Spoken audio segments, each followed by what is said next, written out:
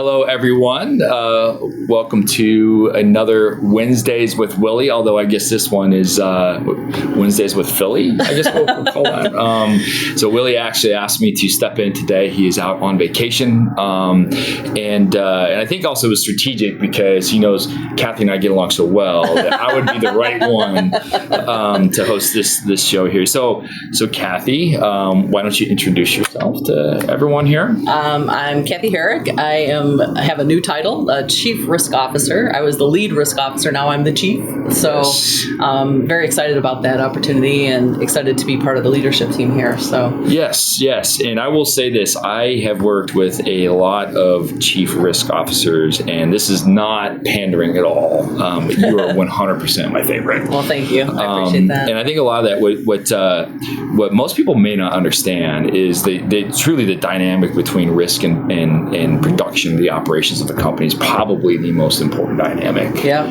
I think in terms of the health of a mortgage bank, because mortgage is all about friction. Mm-hmm.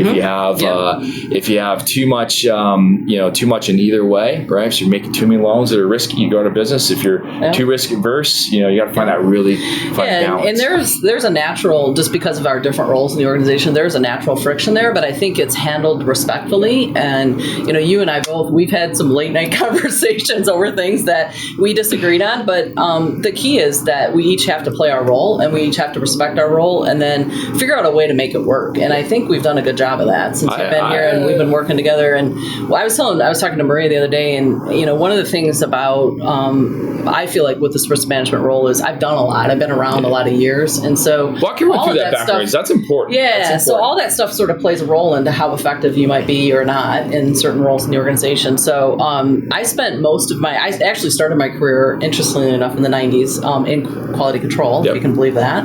And so I spent a couple years in quality control, and then I moved into the operations. And so I spent most of my career in operations. I did managed a call center, managed underwriting, so did various things there, and then moved myself sort of up the ladder in operations to I was the assistant group manager, so sort of like a Lisa Patterson or something like that.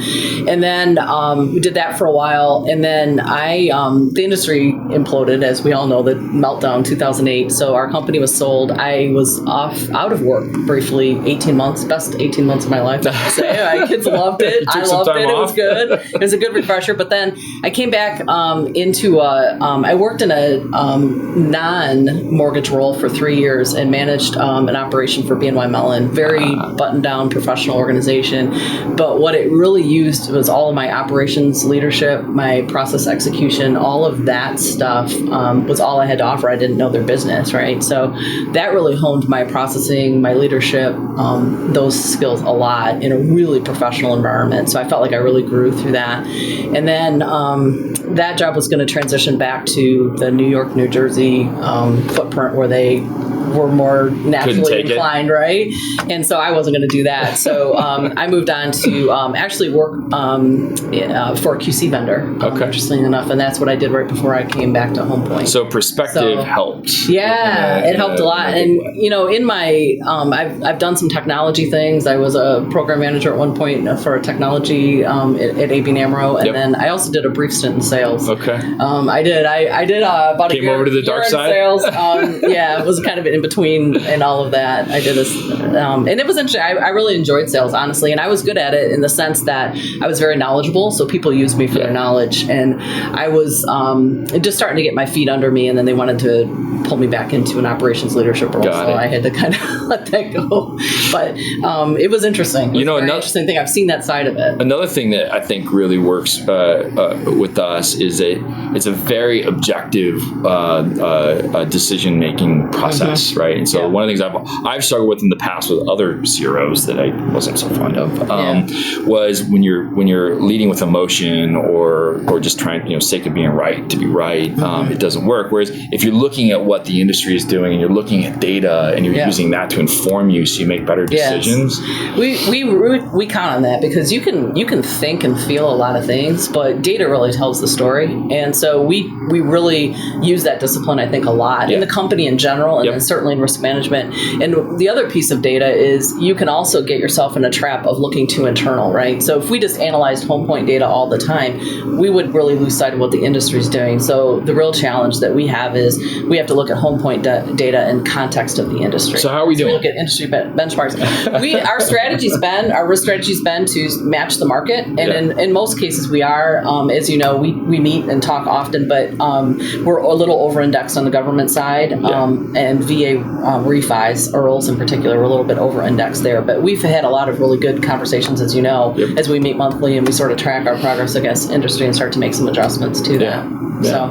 So why don't we real quick walk through the rest of yours? People may not know exactly the areas that you cover. Yep. So we really have sort of 4 risk verticals. We have third-party services, which is all of our TPO administration, so all of our third-party approvals for correspondents and brokers.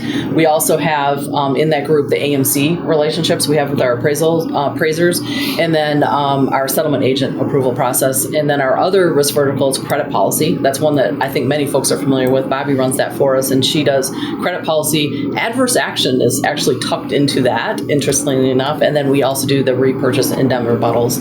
Then we have fraud, our fraud vertical, and then which we call counterparty risk, but it's fraud. And then we have originations QC. So you have all the fun stuff. All the fun stuff. If anyone's hearing from me or my people, it may not be the best news, but we try to deliver it as positively as we can. Yeah, you guys do a great job. No, in all seriousness, congratulations on the promotion. No one, it's so well deserved. Thank you. I appreciate and I thoroughly enjoy working with you. And I guess that's that. So we'll do the Willie sign, because I don't know how to do a P. You don't know how to make the P?